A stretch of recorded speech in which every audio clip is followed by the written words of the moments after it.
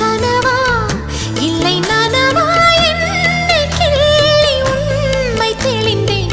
உன்னை பார்த்தெந்தன் தாய்மொழி மறந்தேன். கண்ணாளனே எனது கண்ணை நேற்றோடு காணவில்லை. என் கண்களை பறித்துக் கொண்டும் ஏன் இன்னும் பேசவில்லை. ஆளான ஒரு செய்தி அறியாமலே அலைபாயும் சிறு பேதை